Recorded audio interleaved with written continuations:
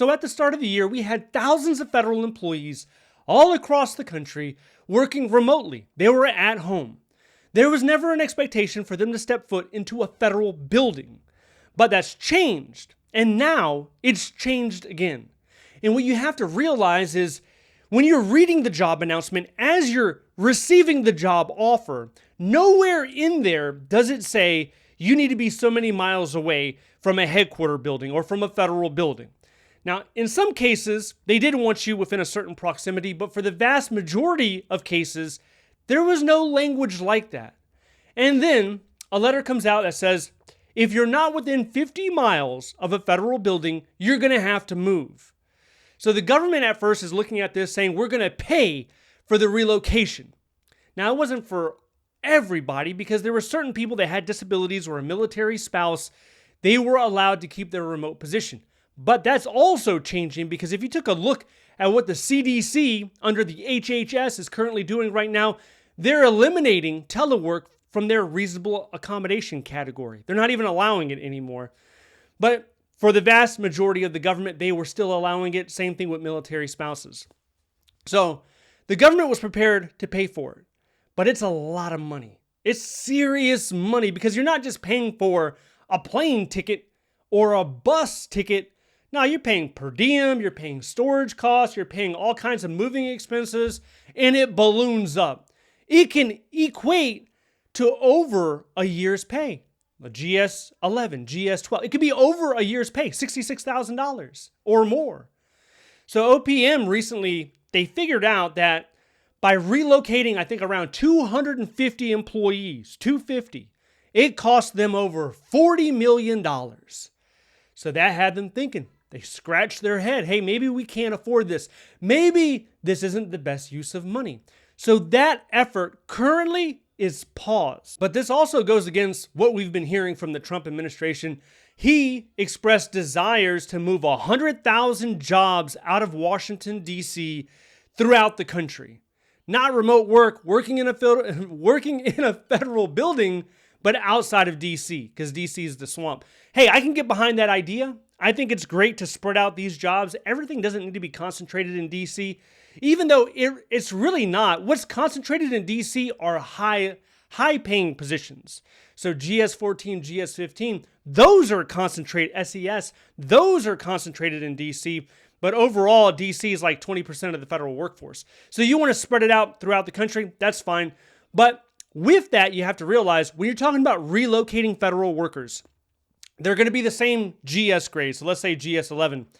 Whether you work in D.C. or Chicago or Los Angeles or Iowa or Mississippi or Arkansas, your pay wildly fluctuates. You don't keep the same pay.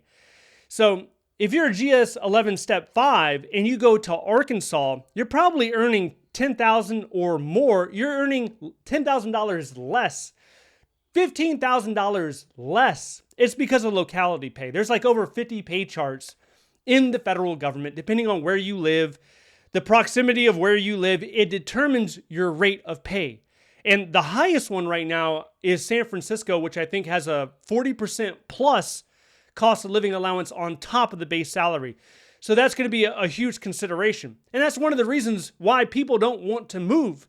It's one of the biggest questions I get is, hey, do I get pay retention because I'm moving out of this area? I'm going to be earning significantly less. And the answer is no, you do not get pay retention. You keep your grade in your step, but locality is based on your physical location. In the near future, I think most of these relocation plans will be paused until they figure out how to do it without it costing so much.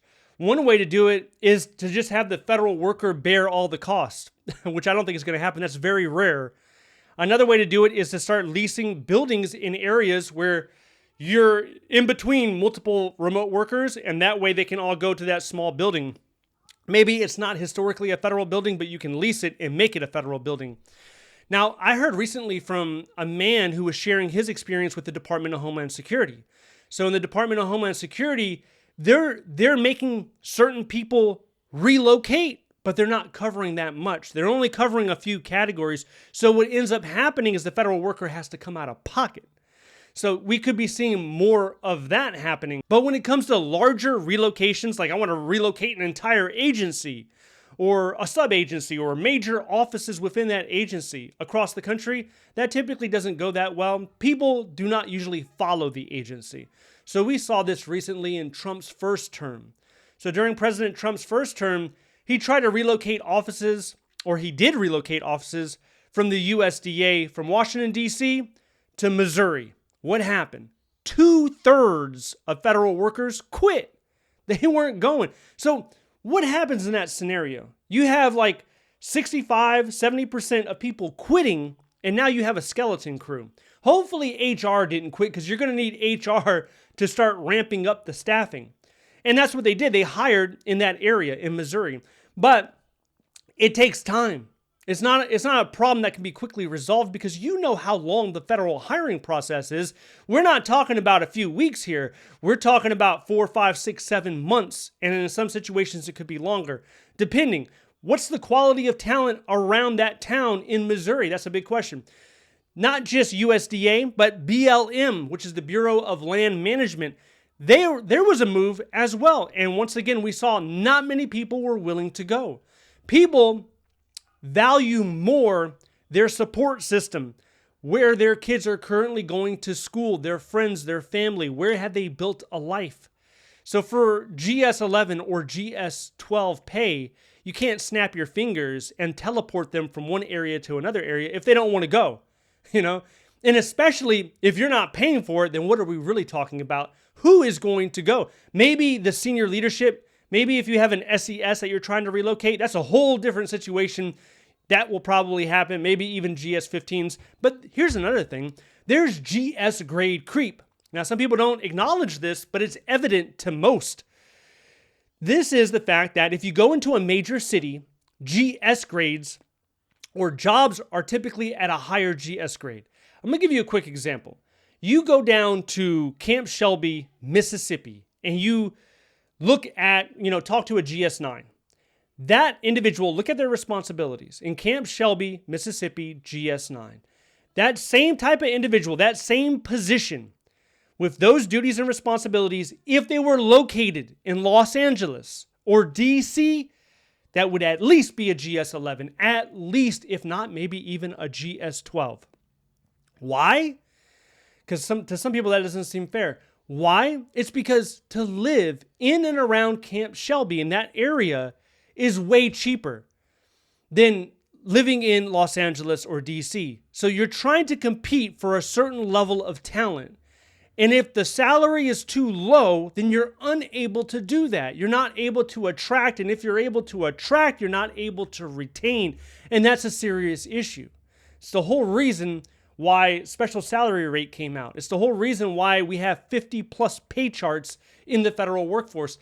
Because someone somewhere realized that pay is a motivator. As for remote positions, you can still find some on usajobs.gov. Last I looked, which was earlier this morning, there was about 12 of them. You can find it in the Veterans Crisis Line in the VA, also medical positions, medical professional positions in the VA, also you can find it down there.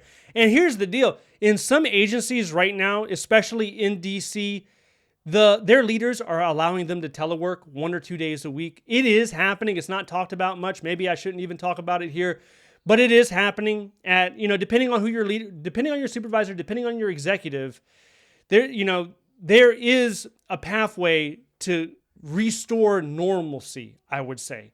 Now, in some agencies, it's not going to happen. Like I said, much of your job satisfaction will be derived of the personality of your supervisor. So that's important to keep in mind. Now, here's another thing. Blows my mind. I touched on it a little bit earlier, but telework and remote work, they're being completely removed from reasonable accommodations under the ADA. So the Americans with Disability Act, you have reasonable accommodations. This is not a new thing. Now, there was a worker in Ford, a private company, that won a legal case basically indicating that telework is indeed a valid form of reasonable accommodation. But we have a big government agency that's disagreeing. They're saying, no, it's not going to happen anymore. This is going to create lawsuits. This is going to change the game in a lot of ways. If you're interested in that, check this video out next. Stay updated by signing up to the free newsletter down below. Thank you so much for watching. I'll see you in the next one.